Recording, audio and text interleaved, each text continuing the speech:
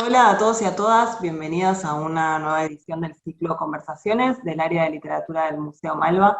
Mi nombre es Malena Rey y bueno, hoy le voy a dar la bienvenida a un autor argentino a quien hace rato quería entrevistar, que es Fabián Casas, que está como yo también en Buenos Aires. ¿Qué tal, Fabián? ¿Cómo estás?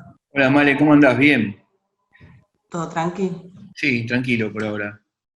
Bueno, voy a hacer una breve introducción antes de decirles que las otras entrevistas de este ciclo, que empezó en 2019 de manera presencial en el museo y que siguió durante 2020 y durante 2021 de manera virtual, las pueden encontrar en el YouTube de Malva. Este año ya entrevisté a Federico Falco, a Francisco Vitar, a Pedro Mairal, a Martín Coan, a Guadalupe Nettel, a Power Paola y a Margarita García Roballo. Así que pueden rastrearlas ahí en YouTube y verlas cuando tengan ganas. Hoy voy a hablar con Fabián, que curiosamente es uno de los autores de los que más libros tengo en mi biblioteca. Tengo como montañas de libros así tuyos. Creo que junto con Aira y tal vez Gombrowicz y Natalia Ginsburg son quienes más lugar ocupan en mis estantes. Vos Qué buena compañía, los tres escritores sí, esos. distintos lugares de la biblioteca igual, pero sí, si me los pongo a contar, creo que sos uno de los Sí. que tengo más volúmenes. Bueno, Fabián nació en Buenos Aires en 1965, tiene libros, muchos libros de poesía, tiene algunas novelas, libros de relatos, muchos libros de ensayos breves que se fueron compilando uno adentro de otro. Tiene también dos obras de teatro y también, bueno, trabajó muchos años como periodista, como guionista, tuvo algunas incursiones en el cine. Mi idea es ir un poco derivando por estas distintas zonas de tu producción escrita y de tus intereses literarios y rastrear un poco también lo que te fue pasando a vos en cada una de las épocas, porque bueno, tu libro es de 1990 y estamos en 2021 y hubo mucho, pasaron muchas cosas en el medio. Creo también que tu obra de un tiempo a esta parte pasó a ser más leída por jóvenes, no solo por personas de tu generación, sino que hay mucha gente joven que te conoce, que te lee asiduamente, y me da la impresión de que eso sucede por tus ensayos, y que entonces ahí se dan cuenta que también sos poeta y van a tus primeros libros que son todos de poesía. Debe haber algunos cruces ahí interesantes para hacer. Pero acá en estas entrevistas siempre busco como excusa empezar por lo último que hayas publicado y de ahí ir yendo hacia atrás. Y vos este año publicaste dos libros casi al mismo tiempo, y me interesaba empezar hablando de tu última obra de teatro, que se llama Los Teresos, que salió en Blat Ríos, y también hablar de otra obra de teatro que ya habías publicado, que se llama Luis Ernesto Llega Vivo. Y no sé, siento que el teatro es uno de tus intereses más recientes, que las dos obras breves tienen algunos puntos de contacto, en las dos hay una intimidad familiar disfuncional y personajes que están un poco perdidos, extraviados en sus propios pensamientos, no sé, más que hablar o dialogar entre sí, muchas veces monologan, y me pareció, no sé, bastante curiosa tu incursión en la dramaturgia. De hecho, Luis Ernesto Llega Vivo llegó a estrenarse en Buenos Aires en 2017 con dirección de Alejandro Lingenti, y en Los Teresos también te acercás a cierta historia política de la Argentina a través del personaje de John William Luke, que es como una especie de parodia, ¿no? De John William Sí. Cook.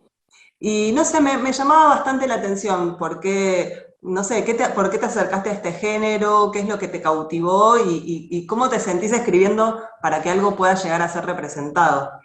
Sí, en realidad, viste, cuando empecé a escribir, creo que escribí una obrita de teatro, o sea, estoy hablando de los fines de los 80, comienzos de los 90, escribí una obrita de teatro que se llamaba La Felicidad, que no sé dónde estará, nunca la volví a, no, la perdí, viste, tenía la idea de escribir una obrita de teatro, en ese momento creo que coincidía mucho con las lecturas que yo estaba teniendo de Samuel Beckett y de Witold Gombrowicz. Viste, me gustan mucho las obras de teatro de Beckett, casi todas, inclusive las que son para radio, y también me gustaba mucho El casamiento de Gombrowicz, o El matrimonio, viste, depende de la traducción. Eh, Me acuerdo que después pasó mucho tiempo, bueno, yo no volví a ensayar la idea de escribir una obra de teatro. Lo que sí siempre me pasa es que me gusta mucho tratar de escribir géneros donde no me sienta seguro, ¿viste?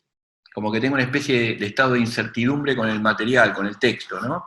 Entonces, de alguna manera, no había escrito, no había vuelto a escribir teatro y bueno, se me ocurrió esta obra, quería escribir teatro, me acuerdo que tengo amigas que escriben obras de teatro, tengo muchos amigos actores también, entonces siempre les preguntaba, de hecho el hecho de ir a ver las obras y todo me estimulaba, el teatro, a mí me cuesta mucho ir al teatro, viste, físicamente, viste, prepararme para ir al teatro es como algo que lo pienso muchas veces y me gusta mucho sí ir al cine. Ahora, lo que siento cuando salgo del teatro es algo, si la obra es buena o me impactó, es a veces más impactante que el cine. ¿Viste? Estás con personas vivas que están ahí, ¿no? Está el riesgo de que pueda fallar.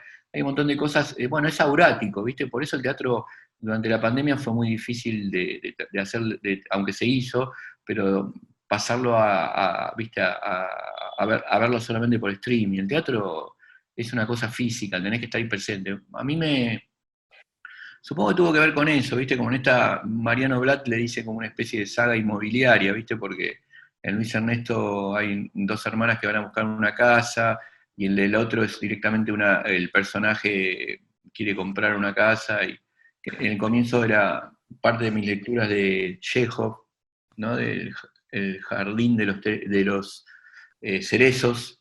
Yo he hecho una parodia con esa palabra, y después acompañé a un amigo mío a ver una casa que quería comprarse, y ahí se disparó la obra, y la verdad que la escribí bastante rápido, las dos obras las escribí, por ejemplo, la de Luis Ernesto escribí el primer acto y 3 años después la terminé, la tomé de vuelta. Quedó ese primer acto durante 3 años, después la tomé y se la di a leer a una actriz, a María Soldi, el primer acto, y ella me dijo, mirá qué bueno, está bueno, ¿por qué no seguís? Y ahí la seguí, la terminé en 2 sentadas, ¿viste? Y esa obra se representó y después se publicó. Tuvo 2 años en cartel y después se publicó. Y me gustó mucho el trabajo también con los actores, ¿viste? Cómo trabajaban ellos, la potencia que le ponen. Teatro independiente es muy power, ¿viste? Como a diferencia del teatro mainstream, que por ahí corre dinero, ahí hay mucha vocación, ¿viste? Mucha potencia. Eso me gustó mucho. Y después también la idea de que la obra de teatro que pueda escribir se complete no sea algo definitivo, sino yo no soy un controlador, ¿viste? En la vida tampoco. Me gusta que, por ejemplo, cuando hay un concepto filosófico, me gustan los conceptos filosóficos que no se tranquilizan, que no están terminados. Entonces son conceptos filosóficos que hacen que vos vayas y te emancipes para tratar de redefinirlos o de completarlos. Me gusta eso, ¿viste? Y un poco me pasaba con las obras de teatro, que para mí era como, ¿viste? Algo que colgaba en una soga y que para como colgar la ropa después para que se seque, y la podía agarrar cualquiera y ponerse esa ropa. Entonces no tenía problemas con qué le quería agregar el director, me encantaba todo eso, qué quería agregarle el actor. Para mí son como especie de mapas que los podés leer y que después me gustaría que las personas la completen de la manera que quieran, ¿viste? No tengo como una obsesión de control con respecto a lo que escribo en nada, inclusive a veces me escribe gente que me dice, bueno, vamos a musicalizar un poema tuyo, ¿querés verlo? No, hacelo, es un honor, ya está, ¿viste? No, me parece que nosotros gastamos un montón de tiempo en nuestra vida diaria, te diría mucho, en la idea de controlar cosas que no vas a poder controlar nunca. Entonces, eso para mí es muy desgastante. Y precisamente escribir obra de teatro era un poco eso, ¿no? Entrar en zonas fuera del confort de lo que venís escribiendo, y adentrarte en cómo pensar los personajes, cómo empezar las ideas, las didascalias, qué vas a hacer, ¿es una obra de teatro o es un poema? A mí también me gusta esa incertidumbre media híbrida que hay en los textos que leo, ¿no? De otros autores. Entonces, nada, eso. Creo que lo que estuve escribiendo ahora fue el teatro porque de alguna manera era una forma que yo no visitaba, y tengo una idea también para terminar con una especie de esta trilogía inmobiliaria que dice Blatt. La Blatt Sabbath. trilogía Blatt tributaria. Sabbath. Sí, es Sí. cierto, lo inmobiliario es un gran tema, porque una de las personajes es muy graciosa, aparte es esas señoras que trabajan de mostrar propiedades y cómo interfiere su vida privada cuando está adelante de personas que tienen que ver esa casa. Está muy, muy bueno trabajar toda esa incomodidad. Y a la vez me parece que en las obras no condicionás demasiado la lectura o la interpretación de ese texto, ¿no? Justamente por esto que decís, no es que describís del todo el personaje, excepto algún vestuario o algún ambiente, dejás todo bastante librado Sí. a que después un director o directora o actriz o actor no sé, lo interprete y le ponga su impronta, ¿no? Como Sí. pensaba cuando decías lo de lo incompleto como algo medio zen, ¿no? Que lo incompleto es algo a lo que aspirar, como que está bueno que algo esté incompleto, que no se termine ahí, no esté todo atado y cerrado. Sí, sí. Me gusta esa idea de, por ejemplo, viste, como vos sabés que Oscar Mazota introdujo a Lacan en Argentina y no sabía francés. Eso lo obligó a ser genial e emanciparse. ¿Viste? Y aparte Lacan no se entiende ni en francés. Lacan es un filósofo y un pensador que a mí me gusta mucho porque me hace siempre tener que ser genial para poder interpretarlo. Me obliga a eso. Entonces te obliga a sacar todo, ¿viste? Entonces podés jugar. Me pasaba, por ejemplo, cuando yo estudié mucho Spinoza, ¿viste? Y cuando, poner un ejemplo, el concepto de sustancia en Spinoza. Y de acuerdo con quién lo hables y con qué grupo de spinozistas lo hables, te va a decir, no, quiere decir esto, no, quiere decir lo otro, no. Y después te das cuenta que en realidad quiere decir lo que vos quieras también. ¿Viste? Está buenísimo lo que hace que un concepto filosófico que se ha escrito hace muchísimos años, como cuando vivió el Baruch de Spinoza, ese concepto esté vivo, es precisamente porque tiene una falla en él, tiene algo que está escindido y que permite que nosotros podamos poner nuestra propia experiencia, ¿viste? Es un concepto que no se tranquiliza. Me gustan los conceptos que no se tranquilizan, ¿viste? Ah, bueno. Sí, la creatividad también en la interpretación, que cada una haga de eso, ¿no? Como que ahí hay un trabajo Claro. creativo de interpretación que está o no en el texto. Bueno, depende de quién lo lea. Bueno, nada, muy bueno. Las dos obras se consiguen, ojalá alguna vez Los Teresos se represente también. Sí. Y pasemos, como tengo muchos libros y muchas preguntas, pasemos a tu obra en verso, a tu poesía, también empezando un poco por el final, ¿no? Porque, bueno, tenés un montón de libros de poesía, desde Tuca de 1990 hasta el que acaba de salir este año, que se llama Envíame tus poemas y te enviaré los míos, de 2021.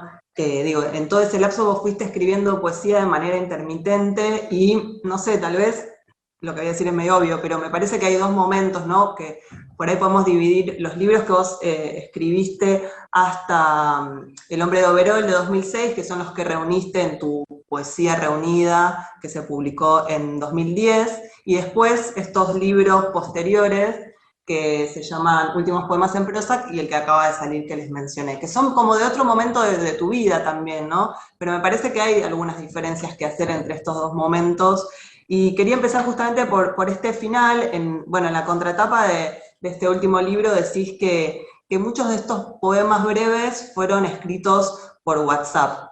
Y me parecía como bastante curioso eso, ¿no? Porque estamos todo el tiempo todas hablando por WhatsApp, pero ¿qué es lo que hace que algo de eso se convierta en poema? Ponerse a buscar entre lo que hablaste con tus amigos, qué resuena ahí como verso, dónde hay una metáfora, dónde hay una imagen. Me interesaba un poco esa operación por la cual los estados de WhatsApp o los mensajes que compartías se terminaron convirtiendo en poemas y en un libro en particular.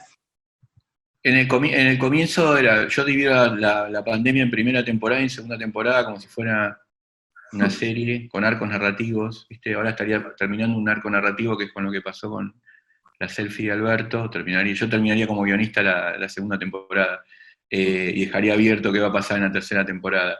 Eh, pero lo que me pasó en la primera temporada de la pandemia es que mi papá tenía 90 años, estaba muy grande, entonces yo no pude quedarme en la casa porque tenía que salir a ocuparme de él, porque la persona que se tenía que ocupar de él no podía estar con él, ¿viste? La enfermera. Entonces nos turnamos los tres hermanos, y a mí, paradójicamente, no me gusta mucho hablar por WhatsApp, eso es raro.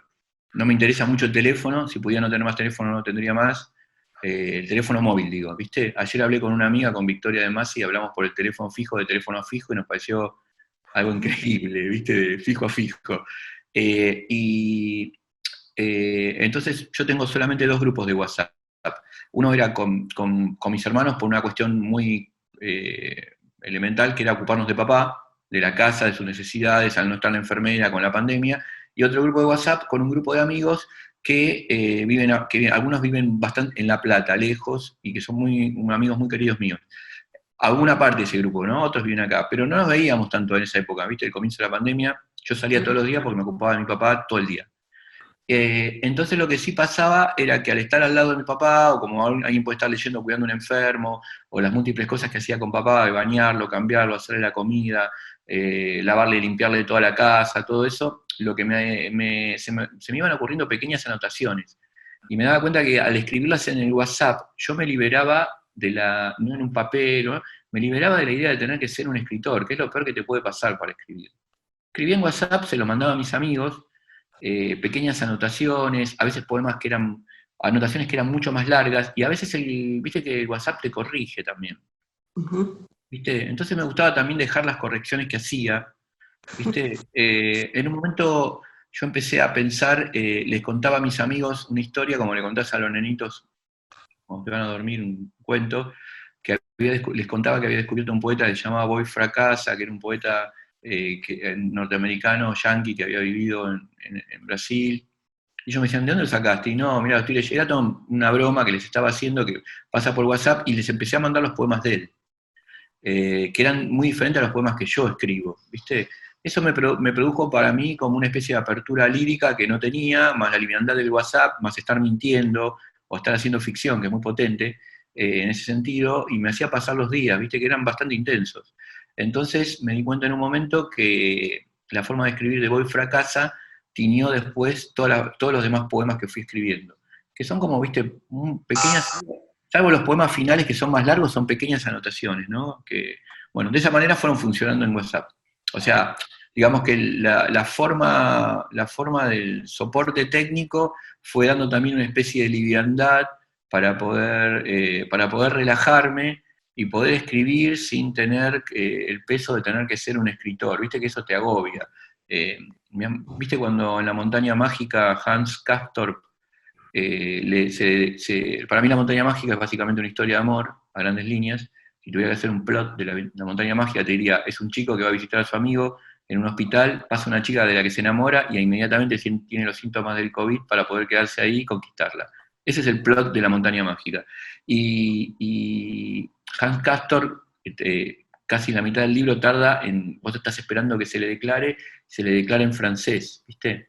Porque él habla en alemán. Y él le dice algo muy lindo, que es, te estoy hablando en francés porque así no siento responsabilidad y te puedo hablar relajado, ¿viste? Como, en alemán no se le podía declarar. Hay algo de eso, ¿viste? De escribir en formatos así, no prestar atención a la idea de que sos un escritor, que tenés que escribir poemas, que tenés que escribirlo en un marco de una obra, que tenés que pensar en agentes, en editoriales, que para mí son cosas muy improductivas. Tuvo algo de esa frescura, ¿viste? Y del momento de detención que fue la primera etapa de la pandemia, ¿viste? Yo terminé ahí Los Teresos y empecé a escribir todos estos poemas y cuando empezó este año me di cuenta que tenía un librito chiquito.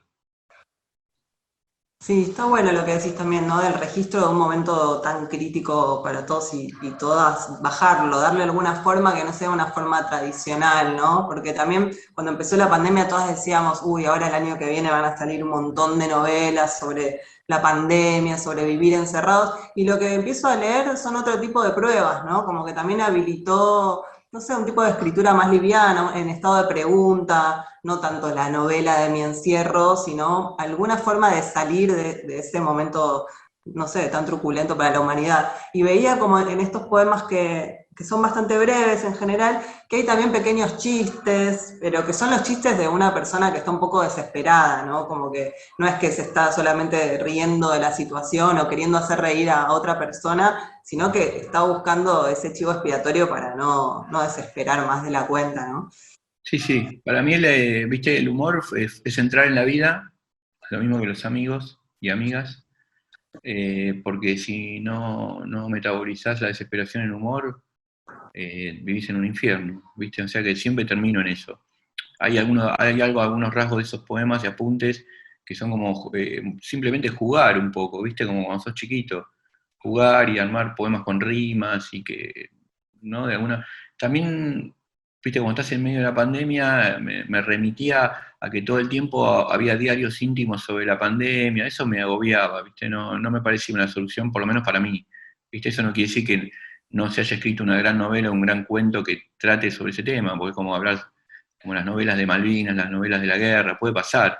A mí me resultaba como que de la misma manera que me pasa ahora con los obituarios sobre la gente que muere, viste que una de las cosas que pasan es que la gente muere, y veo los obituarios como una especie de inflación egoica, donde no se habla sobre la persona que murió, sino que hacen hablar al muerto sobre lo que el muerto diría de ellos, y me saturó leer eso, ¿viste? Aparte me parece que también cuando alguien muere que te impacta realmente, salvo que seas periodista y lo tengas que hacer por un trabajo en el diario, estás obligado, y lo tenés que hacer de la mejor manera que puedas salirte. Después hay un duelo, ¿viste? Cuando falleció un ser querido mío, tardo en escribir, ¿viste? Si es que puedo escribir.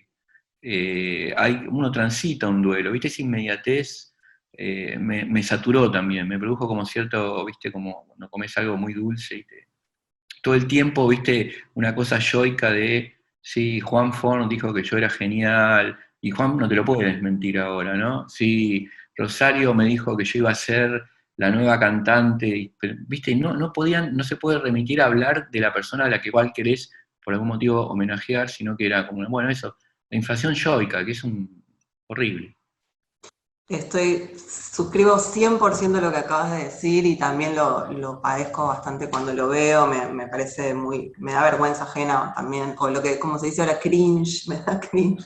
Y, no, y es eso, ¿no? Como que habla más de la persona que está posteando que de la persona que se fue, y a la vez siento como que lo hacen para también decir algo y pasar a otro tema, como esa cosa de la inmediatez de las redes, de, listo, ya hice mi posteo alusivo, ahora ¿con qué seguimos? ¿De qué nos vamos a reír? ¿No? Como para pasar de página demasiado rápido, cuando eso, el duelo es un trabajo que lleva meses o años quizás. Sí.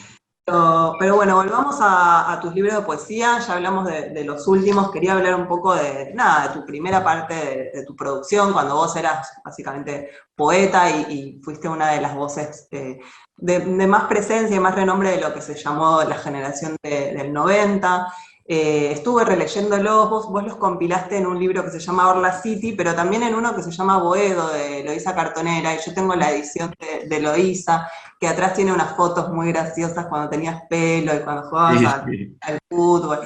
Pero digo, ¿no? Volver a leer una serie de libros de poesía de otra época también en el presente, no sé, me hizo encontrar distintas intensidades en tus poemas y algunas cosas que, nada, que son de los temas con los que vos siempre trabajaste, la familia, los amigos, la ciudad, el amor, ciertas epifanías domésticas, cotidianas, dichas con palabras que todos conocemos. La tuya es una poesía que puede leer la gente que en general no está acostumbrada a leer versos, con imágenes muy logradas que quedan ahí, algunos poemas que incluso la gente se sabe de memoria, ¿no? Como que se los apropia y alguna cosa te hace acordar o te quedaste afuera de tu casa, como el poema de casa, ¿no? Como que se armó algo de una identidad muy fuerte a partir de tu poesía. Y lo que también quería preguntarte un poco o hablar es de esa mística, cómo se vive con esa mística, ¿no? Porque me parece que por un lado te puede llevar a una melancolía incurable de tu juventud en la que estabas todo el tiempo con tus amigos, hablando, leyendo poemas, intentando sobrevivir. Y cómo es también eso, haberse convertido después de todo ese trayecto en un escritor que tiene sus lectores, que publica en otro tipo de editoriales. Creo que hay un camino largo ahí, y lo que yo, no sé, lo que más veo de cuando leo a los poetas y a las poetas de los 90 es esa camaradería que estaba como casi dada por hecho para esa producción, como que una se da cuenta que se estaban leyendo, se estaban hablando entre sí, que había algo de armar comunidad en la poesía, armar como grupo, que eso me parece que no sé si se volvió a repetir de la misma manera en otras décadas de la literatura argentina. Bueno, son reflexiones medio colgadas, pero decime vos a ver qué te No, parece. no, un poco, viste, yo entiendo que la poesía, la literatura para mí siempre fue una construcción colectiva y no individual, debe ser a partir de esto que vos estás notando. Siempre sentí que no hubiese podido escribir nada de lo que escribí si no hubiese sido por las personas con las que tuve un vínculo de amistad muy, muy profundo. O sea, con la gente que hacíamos la revista 18 Whiskies, éramos como, creo que las personas con las que más me gustaba estar, ¿viste? Y aparte estábamos durante mucho tiempo, muchos días, era en los 90, era una década que para mí fue muy política, aunque algunas personas digan que no, ¿viste?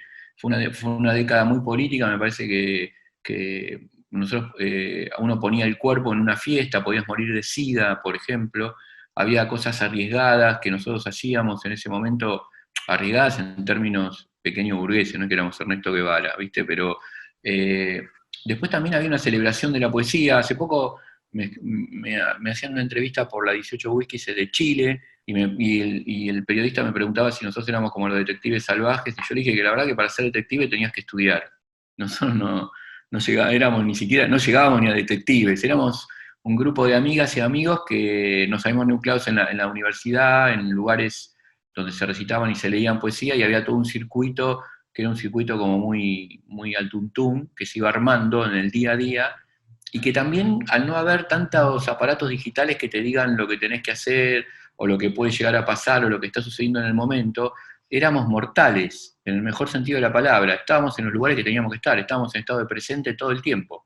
¿Viste? No es que estábamos y nos sacábamos una foto de donde estábamos, o estábamos en una fiesta y nos avisaban que había otra fiesta que estaba mejor. Si vos llegás a una fiesta tenías que agitarla ahí porque no sabías para mí en ese sentido era muy hermoso.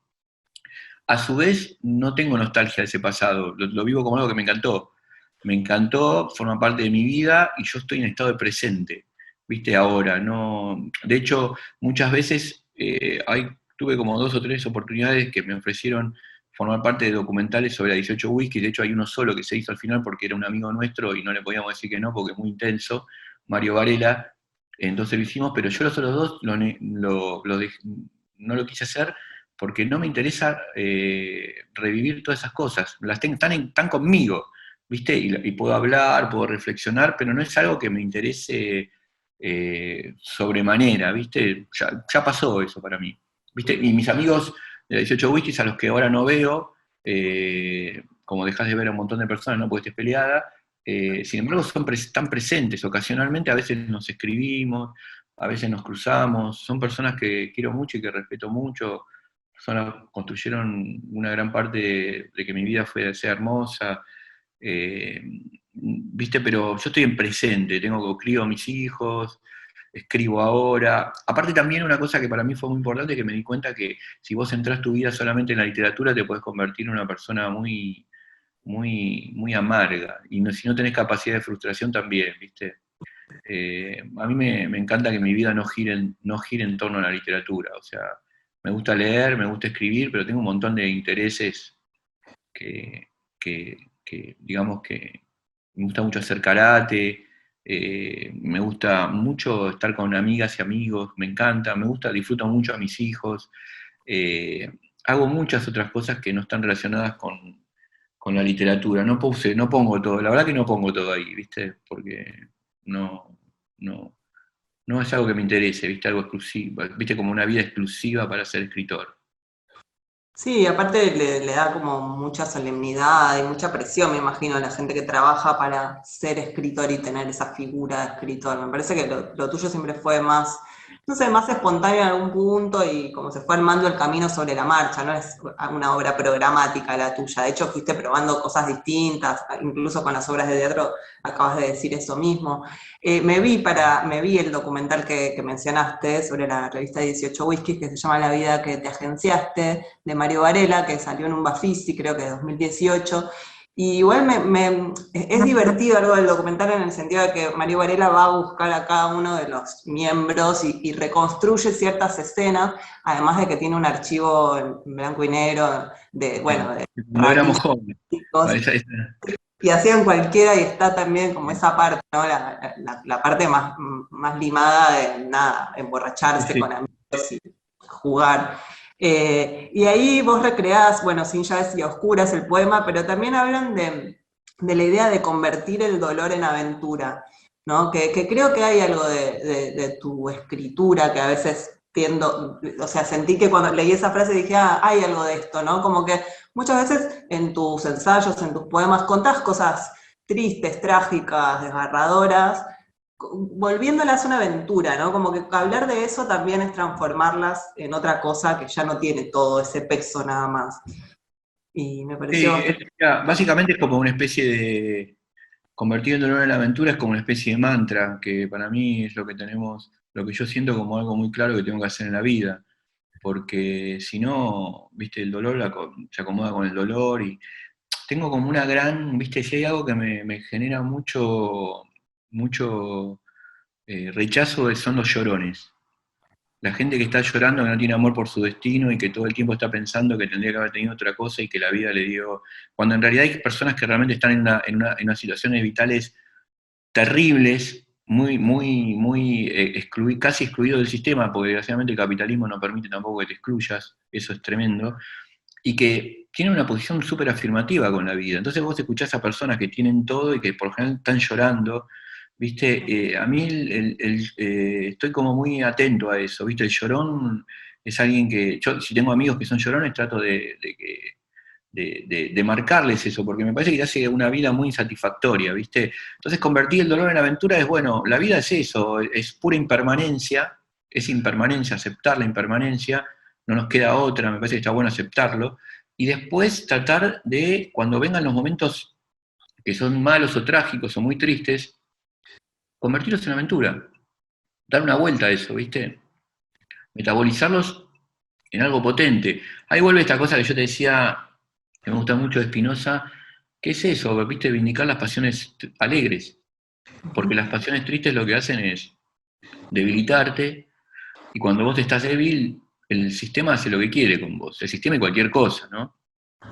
Te puede bajar de un ondazo. A mí me gusta eso, ¿viste? Como tampoco estar en un estado de afirmación, estar en un estado de agradecimiento, porque soy una persona que la verdad tuvo una vida muy hermosa hasta ahora, ¿viste? Y con las cosas duras que me tocó vivir también, estar agradecido de todo eso, saber que la verdad que uno tiene, depende mucho de los amigos y de las amigas para que el mundo sea un lugar hermoso, ¿viste? Claramente. No soy yo solo, ¿viste?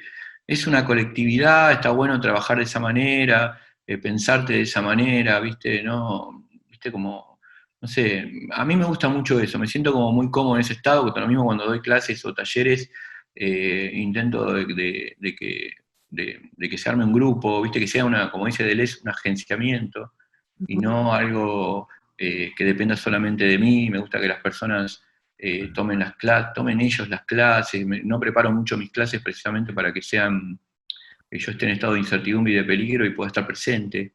Si no, viste, vos vas y das una cosa, el otro la repite y ya está, y es como, es lo que te decía del concepto medio, el concepto que te tranquiliza, me gusta la intranquiliza, ese estado de estar en estado de incertidumbre cuando tenés, voy a dar una clase con esto, pero también estoy abierto a que la clase gire para otro lado, vaya para otra cosa, probar, tomar lo que te dicen la gente que forma la clase con vos, ver que armás un círculo que está bueno.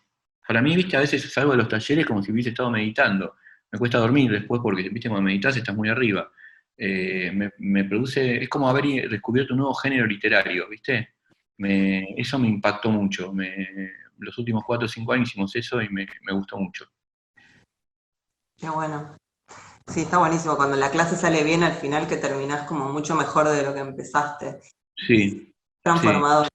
Bueno, sí, prometo que es lo último que voy a decir sobre los 90, pero sí, vos sí, decís por un lado dejarlos un poco atrás y pasar a otra cosa, pero después publicás los diarios. O sea, sí, publicaste en los diarios de la Edad del Pago, se llama, son tus diarios, digamos, íntimos, desde el 92 al 97, los releíste y los publicaste en 2017, y claramente es como no sé, una época de muchas transiciones, un estado esto, pre-internet, en el que nada, me parece que acá lo que hay es un joven fascinado por la literatura, dificultado por momentos con la escritura. En algún punto vos estás escribiendo Ocio, que la publicaste muchos años después, estabas escribiendo poemas que después están en Oda, como que hay un estado de, por momentos decís, hace 5 días que no escribo nada más que este diario, ¿no? Como en el diario yo pensaba por un lado que nada, está toda la galería de personajes a los que frecuentabas, todo este grupo de amigos, está Lichino, Durán, Celarrayán muy presente, Sebastián Bianchi,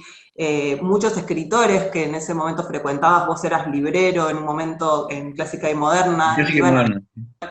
te iban a visitar y se te ponían a hablar, personas como Montequino, Andrés Rivera, o te tomabas un café con Pilia, como que justo son todas personas que después, o desde ese entonces, tienen una relevancia bastante clave en el campo de la literatura, Y a mí igualmente, más allá de todo eso, lo que más me gustó cuando los leía era todo ese momento nada, del uno a uno, del menemismo, no sé, te juntabas con amigos y tenías que ir al videoclub a alquilar el VHS para verla después, llamarse a teléfonos fijos, toda esa cosa que vos decías, ¿no? No sé, aparece la notita que uno le dejaba diciéndole al otro que lo fue a buscar y hasta que te encontrabas pasaban una serie de cosas que, nada, eso, una serie de desencuentros hasta que concretabas verte con alguien.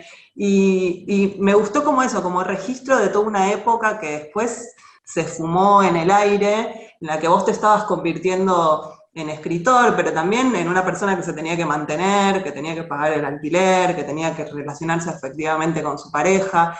Y me preguntaba un poco dos cosas. Por un lado, ¿por qué los publicaste? Porque vos incluso en uno de los pasajes del diario hablas de la noción de posteridad de los diarios, ¿no? Como todos los diarios son diarios que van a ser leídos en el futuro para buscar algo en ese pasado, y acá son todas personas que todavía están vivas, digo, no es que pasaron 50 años o Sí, sí. 60.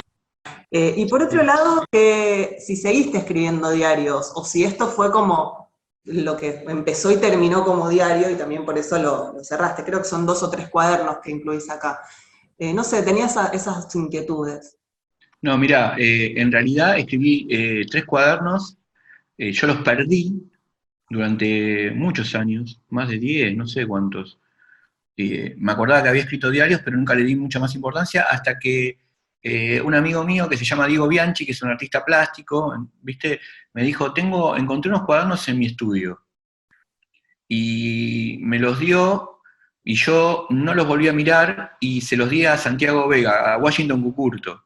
Y Cucurto los leyó y me dijo, che, Fabi, esto se puede publicar. Yo dije, ¿te parece? Me parece que son como muy íntimos. Yo, la verdad que no sé si eso tiene algún valor. Me dijo, no, para mí tiene valor, vas a ver que va a funcionar. Viste, en Eloísa Cartonera he publicado un montón de cosas por primera vez yo. Inclusive los relatos de los Lemmings, primero aparecieron separaditos en Eloísa Cartonera, viste, como... Y él contrató una persona que los tipee, me dijo, voy a contratar a una persona que los tipee, los tipió, yo no los corregí, ni los leí, porque no me gustaba volver al pasado, y él los publicó en Eloísa Cartonera. ¿Qué pasó? En un día nos enteramos que los diarios se habían agotado rápidamente, en un kiosquito que tenía Eloísa Cartonera sobre la calle Corrientes. Eh, y ahí yo estaba negociando con Planeta, viste que siempre que me preguntan a mí en qué momento te inspirás, yo digo, yo me inspiro cuando llega la cuenta del colegio de mis hijos. Ahí me tengo que inspirar porque si no, viste.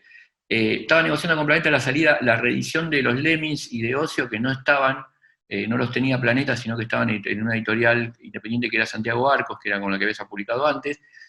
Y Planeta, y Ignacio Iraola me dijo, los diarios de Cartonera no los querés publicar porque están funcionando bien en Cartonera, creo que nosotros no nos pisamos con Cartonera publicándolos, y para mí daba un paquete más de guita.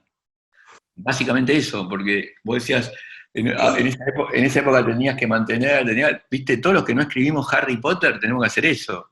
Sí, Eh, no, tenemos pero que mantenerlo día a día, manteniéndome en estado de, bueno, manteniéndome vivo, como los VGs. Entonces, me pareció que estaba bueno, le pasamos directamente el Word a, ahí te voy a decir algo que me pasa muchas veces, es que no soy un obsesivo de lo que escribo. ¿Viste? Yo no releí, me acuerdo que Mercedes fue Guiraldes, que es mi editora, ella miró los diarios y me hizo 4 preguntas puntuales de palabras que no conocían o de si podíamos tener un problema legal con alguien. Y yo contesté esas 4 cosas, pero no volví a leer los diarios. Y ahora recién, hace poco, cuando una amiga me dijo algo de los diarios, pues tengo un ejemplar yo de mi casa de los diarios, voy y miro esas cosas, pero te digo la verdad, me cuesta mucho ver el pasado. Es algo como si tuviera una noción de que debilitarme, ¿viste? Y después me llamó la atención que tuviera cierta repercusión positiva porque me escribió mucha gente por los diarios. Me llama mucho la atención eso, ¿viste? Me escribió mucha gente joven, como decías vos, bueno, que se sentían identificados con determinados momentos de los diarios, o me lo escribían a la editorial, me lo mandaban a mí, o me escribieron. En Chile, por ejemplo, le eligieron el libro del año, que la verdad que me re sorprendió, porque eso es como, no sé, viste, nunca pensé publicar eso. la verdad. Es algo que lo hice por Santiago y le estoy re agradecido, porque bueno, conseguí dinero para pagar determinadas cosas. El, eh, Para San- el Chango hizo una etapa re linda, ¿no? mí, Es una etapa muy hermosa. Está bueno, si eh, puedo ayudarle a alguien, ¿viste? El diario que lee y dice, bueno, mira, tiene eso, ¿no? Como que si leyeron tus poemas de la misma década y después leen los diarios, como que ahí, no sé, se complementan muy bien. Funcionan individualmente también, pero creo que ahí se aparece en ese cruce lo que a vos te pasaba con la escritura, con las amistades, y después lo que va a parar a los poemas, ¿no? Cómo eso se sí. transforma y se convierte en una metáfora o en una imagen o en un poema que funciona por sí mismo. Está bueno hacer ese Sí, pasaje. aparte, viste que cuando escribís nunca sabés bien en qué va a terminar y está bueno no tener un control sobre eso. Viste, por ahí vos pensás, estoy escribiendo la gran novela argentina y es una garcha después, viste, o al revés y decís, bueno, publico esto y de golpe tiene una repercusión que vos siempre hablando de una repercusión acotada, viste, como podemos tener nosotros. La verdad que yo con eso estoy tranquilo, me siento bien. Qué bueno. Bueno, pasamos a hablar de tus ensayos, que creo que hay mucha gente que te conoció a partir de los ensayos y que después encontró estas otras zonas, ¿no? Vos empezaste a escribir estos ensayos breves en los que, bueno, no sé, le vas dando una entidad a las cosas más cotidianas, en las que me parece que haces una gran composición entre lecturas, esto, Spinoza, Schopenhauer, Faulkner, con una serie que estás viendo o con Maradona, como que tenés esa facilidad de ir de los consumos culturales altos, todo entre muchas comillas, a los populares, y que creo que, no sé, hay como una cruza, ¿no? De una impresión urbana, de una reflexión filosófica, de una serie de vivencias. Y leí justo una entrevista que te hizo una vez Mauro Libertela, en la que él decía que cuando él leía estos ensayos encontraba que vos armabas como pequeñas granadas de sentido y que de repente todo lo que venís comentando en uno de ellos es para de repente tirar una frase en la que ahí como lectores encontramos como esa detonación y que eso le da como sentido a este texto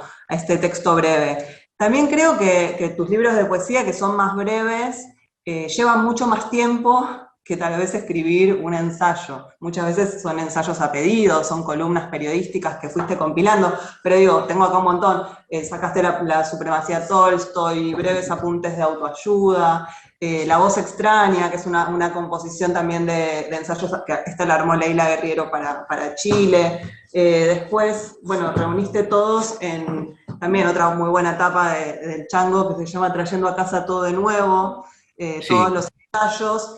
Y después los últimos que no entraron acá, también los juntaste con este título irónico que se llama Papel para envolver verdura. sí. Quería preguntarte un poco eso, ¿no? ¿Cómo se relaciona tu producción de ensayos con el resto de tu escritura? Si es algo que te sale más rápido, más ágil, más sencillamente. ¿Y cómo te diste cuenta que eso te funcionaba, que ahí podía entrar todo, que ahí había algo de tu producción que encontraba un cauce? Me parece que tiene que estar relacionada con la época de los blogs. O sea, yo tenía unos amigos que hacían un programa que se llamaba Mal Elemento en Rock and Pop y ellos tenían un blog. Yo nunca supe, no sé subir un material a un blog. Pero en ese momento yo había empezado a escribir pequeñas cosas cuando había estado en una beca que estuve en Estados Unidos, en Iowa. Me acuerdo de haber empezado a escribir cosas que quería, sobre anotaciones o apuntes sobre T.S. Eliot, sobre la película Rumblefish, que no estaban terminadas, pero como tuve 4 meses para estar ahí, yo le dediqué un tiempo a eso más que a escribir poesía, ¿no? Empecé como a ensayar. De hecho, yo soy un lector de los ensayos de los poetas. ¿Viste? Me gustaba mucho leer los ensayos de los poetas, me gusta mucho la poesía que hay en los ensayos de Borges. Entonces empecé, yo trabajaba en una revista y en esa época estaba como era como tenía muchas ideas todo el tiempo, ¿viste? Y me daba cuenta que soy una persona que trabaja más en una construcción de superficie, que puedo ir uniendo, naturalmente en una charla, con una comida o algo, podía ponerme a hablar y me daba cuenta que si lograba pasar esa oralidad donde desarrollaba un tema que en una conversación se da de manera natural, donde vos no tenés que dar una conferencia que de alguna manera te limita, entonces vos de alguna manera construís de manera natural eso y decía, bueno, a ver cómo puedo pasar. Y si estoy hablando de la película, de X película, y a su vez eso me remite a otra cosa, laburar más como un soldador que como un soldado. viste, con el término de el soldado va a la guerra, construye máquinas de... El soldado va uniendo un montón de cosas, eso me gustaba mucho.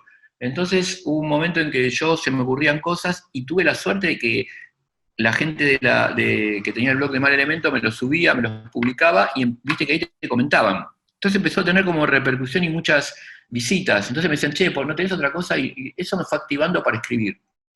Y fue naturalmente dada mi idiosincrasia de poder hablar de una cosa y poder unir diferentes puntos que aparentemente pueden parecer desunidos, y también liberarme en el sentido de que el ensayo es eso, ensayar, ¿viste?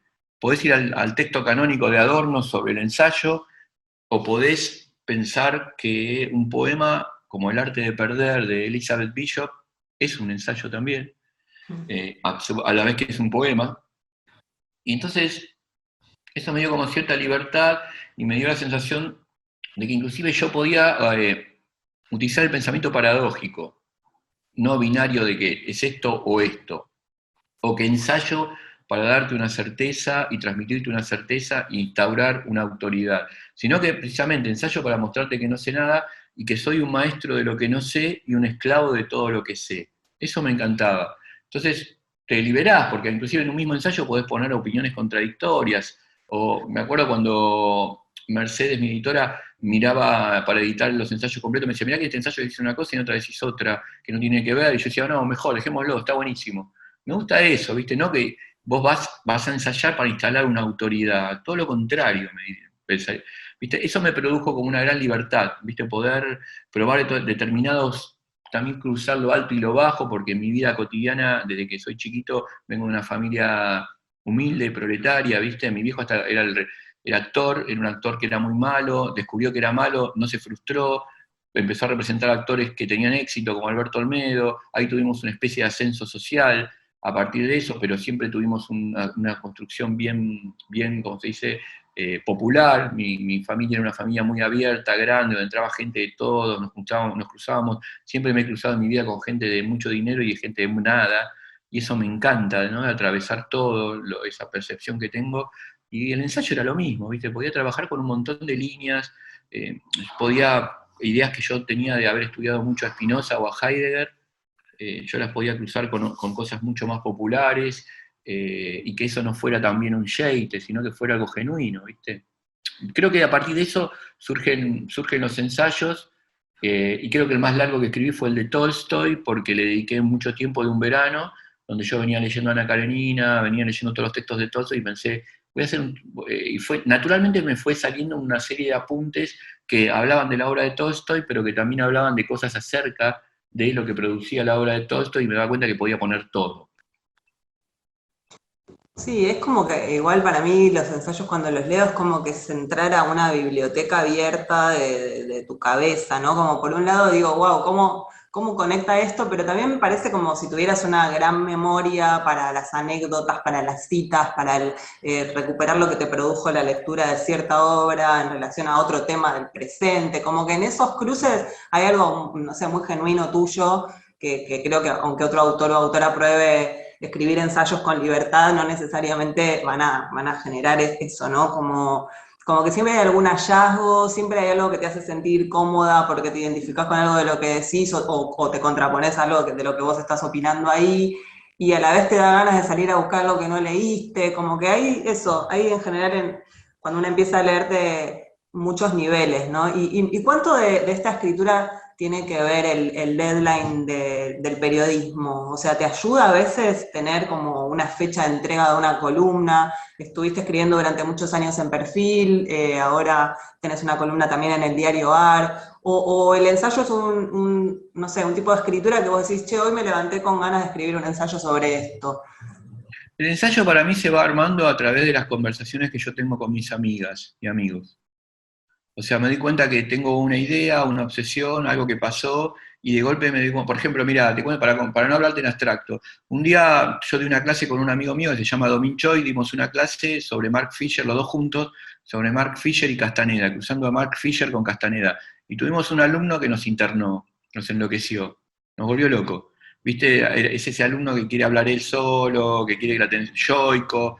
Bueno, lo conseguimos desactivar un poco, pero fue intenso. Después me acuerdo que en una comida con amigos le contamos esto que nos había pasado al Chango, y el Chango dijo, pero por ahí ese pibe es un alumno que vino del futuro y los vino a salvar a ustedes. Y cambiar eso, yo dije, a ver, ¿por qué un alumno que vino del futuro? Qué lindo que un alumno venga del futuro. Entonces ya el chico no me parecía un plomo, me parecía un genio. Esas cosas de poder dar vuelta a las cosas y las cosas que te parecían en realidad malas o negativas, y empezar a querer a esa persona y querer que la función de ese alumno que nos internó en realidad era otra función, era como tratar de bajar la egomanía, el ego de los profesores, verlo de otra manera, y bueno, escribí una columna con eso, un ensayo después sobre las cosas que pueden venir del futuro, o que en realidad te funcionan ahora, que te funcionan de otra manera, pero que vos no las descubrís en ese momento porque no estás disponible. Lo que te quiero decir es que por ahí un ensayo es una idea que voy teniendo a lo largo de la semana, o de los días, palabras que escucho, películas que leo, las empiezo a asociar en la duermevela, las cuento con mis amigos, y después se terminan escribiendo. No tiene mucho más secreto. Me parece que soy un trabajador de superficie, ¿viste? Que trabajo, no soy tan profundo como hay otros autores que son mucho más profundos y más radicales. Yo como trabajo más en la superficie, voy uniendo, ¿viste? Reconozco Sí, eso, ¿no? sí, o más inseguros que tal vez necesitan más tiempo para alguna cosa, como que también hay algo del ensayo tuyo que parece como que lo escribís de un tirón, o que aunque se estuvo elaborando en tu cabeza, después cuando le encontrás la forma ya sale medio sola, ¿no? Cuando veo que Sí. escribís un tocho así de ensayos es como, ya está, le deben salir como uno Yo por cuando día. vi, yo cuando vi ese tocho, cuando lo vi, no lo podía creer que había escrito todo eso, ¿viste? Porque se fue dando naturalmente en la dinámica de los días a día, de los blogs, ¿viste? La verdad que antes sí tenía como una especie de compulsión por escribir ensayos y lo escribía casi todos los días algo nuevo, y ahora me estoy en otra disponibilidad, ¿viste? Escribo la columna del diario AR, que se va armando a lo largo de las cosas que pasan en la semana, las voy pensando, no salen como antes, ¿viste? Tienen otra temporalidad, ¿viste? Inclusive la escritura, le dedico mucho tiempo a mis clases, me gustan mucho las clases, ¿viste? Cómo preparo las clases, qué voy a dar, qué vamos a hacer, qué podemos hacer con los alumnos, estoy dedicando más tiempo a eso. No, y en relación a lo que decís de los alumnos, del que venía del futuro, y también de las veces que mencionaste a tus amigos, que me parece, no sé, que en una entrevista o en el perfil que hizo de vos Leila de Riero, creo que decís ahí que lo peor que te puede pasar es convertirte en una persona seria. Sí, Me lo preguntaba en relación a tus amistades, como que tenés amistades de distintos momentos de tu vida, pero que en general estás bastante rodeado de juventud, de jóvenes, sí, bueno, sí. del Chango es Santiago Barrio Nuevo, del Mató a un policía motorizado, ¿no? Como todo un entorno bastante, no sé, que te llevan varios años, y a la vez pensaba en lo difícil que es para algunas personas mantener cerca a la juventud, y en otras que solo pueden aspirar a eso, ¿no? Como en este caso vos, y lo pensaba en relación a Gombrowicz, a quien también mencionamos, que él siempre tendía hacia la inmadurez o la Sí, juventud como lo deseable. sí. ¿Qué se juega para vos en la juventud, digamos, en seguir en contacto con la juventud, Vos sabés o seguir que esa conversación, ¿no? Con la sí, juventud? sí, es como, no lo planeo mucho, ¿viste? Tengo vínculos con gente, inclusive la gente que va a mis talleres son de un arco muy alto, de mucho más grande que yo, mucho más grande que yo, a mucho más chicos, inclusive adolescentes, y me encuentro mucho en la calle con la gente la gente que sí te interpela en la calle son adolescentes, por lo general, que me preguntan cosas puntuales. Tengo un vínculo como, mirá, uno de mis grandes amigos fue José Luis Mangieri, que fue un editor histórico, y él tenía muchos más años que yo. Entonces, él de alguna manera, siempre pensé en esos vínculos me encuentro con gente más joven y tengo también relaciones con gente más grande, también tengo gente de la misma edad. No tengo como una forma bueno, decir, bueno, voy a ser amigo de los jóvenes o voy a ser amigo de los... Me parece que todas las edades tienen algo increíble para darte, ¿viste? Los más grandes, los que están a la par tuya, que son contemporáneos inmediatos, y los más jóvenes, ¿viste? Como ese cruce de gente te va produciendo un estado de frescura mental, me parece, ¿viste? De apertura, ¿viste? También, ¿no? Como, me parece como, es un poco esencial, pero no tengo como una cosa, como te diría, mira, creo que Gombrowicz era más centrado en que a él le gustaba estar con la gente más joven, ¿viste? A mí me gusta la gente más joven, la de mi edad, la más grande. Tengo la suerte de poder tener esa especie de abanico de amigos, ¿viste? De todo tipo. Que es como No es que una... la gente puede aspirar a eso y le sale y es No, volverse no. interesante para los jóvenes, un Mm. interlocutor interesante para los jóvenes, no es tan fácil, me parece, de No, tengo conseguir. una suerte, sí, sí, te diría, me escribe mucha gente joven y me llama la atención porque siempre pensé también que mi literatura era más masculina, me escriben muchas mujeres, chicas, ¿viste? Que me preguntan cosas, que tienen que...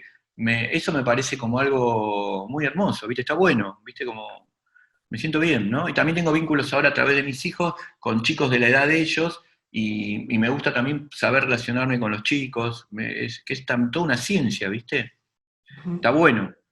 La versatilidad, sí, obvio. Sí, una Bueno, me versatilidad. quedan algunas preguntas, tengo que elegir cuáles porque, bueno, ya queda poco tiempo. No, quería preguntarte un poco por el periodismo, porque a veces en estas entrevistas como que damos por sentado que todos los escritores trabajan de ser escritores, y vos bien dijiste que a vos no te interesa trabajar para eso, pero durante muchos años viviste del periodismo, digamos, trabajaste en Olé, trabajaste en TIC, trabajaste en la revista El Federal, como que, nada, te formaste en el oficio del periodismo y Sí, el sí, periodismo te dio de comer. sí. Y quería un poco preguntarte por eso, ¿cómo te llevas con ese oficio, si ya lo querés dejar de lado? Y cómo ves, o sea, cómo ves el periodismo ahora? No sé, porque la verdad que es algo que siempre se da como a polémica, se presta a polémica, pero alguien que trabajó mucho tiempo del periodismo y se alejó un poco, me interesa como la opinión. Sí. Mira, yo nunca, viste, sí me pareció una falta de respeto con respecto a los periodistas que conocí que eran geniales, o periodistas de verdad, considerarme periodista. Digamos que fui como una especie de persona que trabajó en el periodismo, ¿viste? Hice durante mucho tiempo, pero había periodistas que eran notables, ¿viste? Para mí, al lado mío, de todo tipo.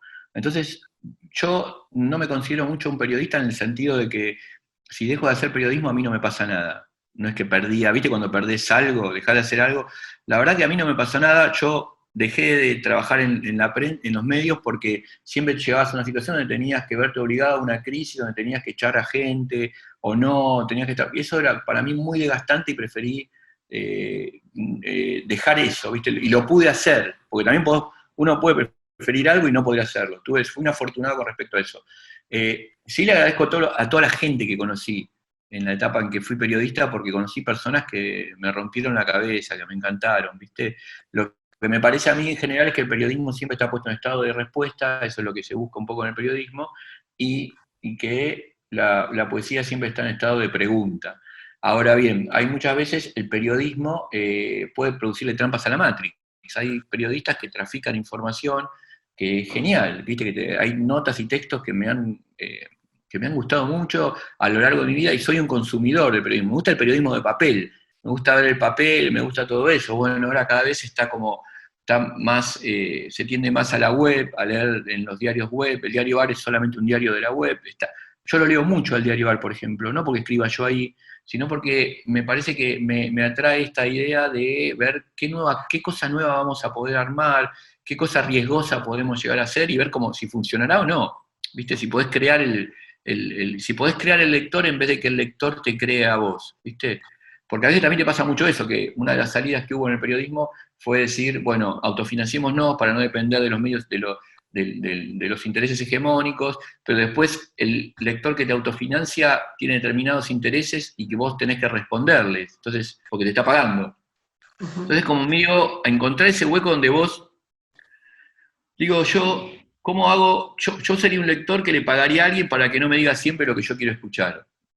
¿Viste? Pero es difícil encontrar eso, ¿viste? Que eso sea mucho, porque a mí me gusta que la gente me diga, para mí contemporáneo era Fowell, una persona que me decía cosas que yo no quería escuchar, y era un íntimo amigo mío, y era un contemporáneo porque me obligaba a pensar, y muchas veces, como me pasa también con Adrián Dárgelos, que a mí yo no, lo que él desea, yo no lo deseo, pero como él desea, a mí me produce, me emancipa. Me gusta cómo él desea. No es necesario que te guste lo que él desea. Para mí fue una persona que me acompañó mucho en un momento muy triste de mi vida y la forma en que verlo, cómo él deseaba y cómo hacía las cosas, a mí me ayudó me hizo ser una persona diferente, ¿viste? Y no necesariamente coincido con él, con el deseo de esa persona, ¿viste? Me parece que el contemporáneo es un poco la persona que te viene y te da malas noticias, te cuestiona, te hace pensar contra vos mismo. ¿Viste? La tranquilidad ideológica y estar siempre en ese núcleo donde todos somos iguales y pensamos lo mismo y no hay ningún tipo de riesgo, a mí yo le escapo a eso, ¿viste? Entonces digo, cómo producís un medio, que pueda, de alguna manera, generar un lector que acepte que no le digas todo lo que piensa, lo que cree, ¿viste? Es difícil eso. Y por Ujú. otro lado, eso también te pasa con los escritores, ¿viste? ¿Dónde surge el escritor? Por ejemplo, Ricardo Piglia, un escritor genial para mí, que yo lo quiero mucho. Bueno, hace las tres vanguardias, Saer, Puig y Walsh. Bueno, falta mucho, pero hay una vanguardia que es la que la cuestiona a él. Esa vanguardia no está. La vanguardia que ríe, Gombrowicz, C.B. Újar, ¿no? Que termina hasta ahora en Aira, para decirlo de alguna manera. ¿Por qué no está? Porque precisamente la vanguardia que cuestiona el trabajo de Ricardo, él se sentía cuestionado por eso. Digo, qué bueno que surja un escritor que pueda trabajar sobre la gente, sobre las estéticas que aparentemente lo cuestionan. Eso es como una apertura de cabeza para mí, ¿viste? Sí, no sé cuántos pueden igual hacerlo y hacerlo Pero por bien lo y menos hacerlo pero bien. podés, pero podés tender hacia eso, ¿viste? Saber que tender hacia eso es una gran apertura, ¿viste? Para vos. Vas a ser más feliz, Sí. básicamente. No, está bueno porque también, no sé, como que ahí lo que interesa más es lo que uno tiene ganas de leer y de escuchar y no lo que los medios o lo que los otros escritores tienen necesariamente para ofrecer, como que el camino pase más por el deseo que mueve a cada una y de ahí inventar algo nuevo que las opciones que ya hay entre entre las existentes. Exacto. Pero justo mencionaste a bueno, esto, ¿no? De que son los contemporáneos los que dialogan con la propia época. Y quería preguntarte un poco, porque mencionaste un montón de escritores y de escritoras y de lecturas que fuiste haciendo, pero quería preguntarte, que es algo que suelo preguntar, como si lees a tus contemporáneos, de qué, digo, argentinos o extranjeros, si hay algún autor o autora de quien esperes su próximo libro y cuando salga decís, bueno, sí quiero leer el último libro de esta persona. O si sos más de esperar un poco, de leer cosas de otras épocas, de releer. No, no, leo mucho, mucho a los contemporáneos, sí. Leo todo el tiempo. Me gustan mucho las editoriales independientes, ¿viste? Y creo que la editorial independiente, busco los textos en las editoriales independientes porque me parece que ahí es donde la editorial se juega y promueve autores que son disruptivos, complejos. Las editoriales más grandes por lo general van hacia lo seguro, lo que ya está sancionado de alguna manera.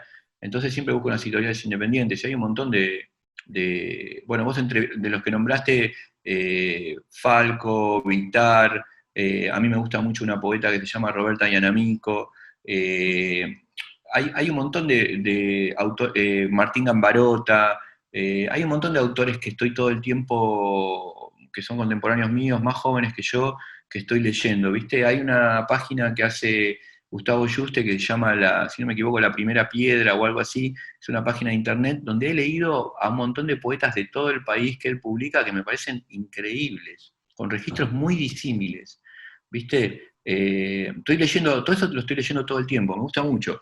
Y ocasionalmente puedo leer algún autor más clásico, pero en general leo mucho a los contemporáneos, ¿viste?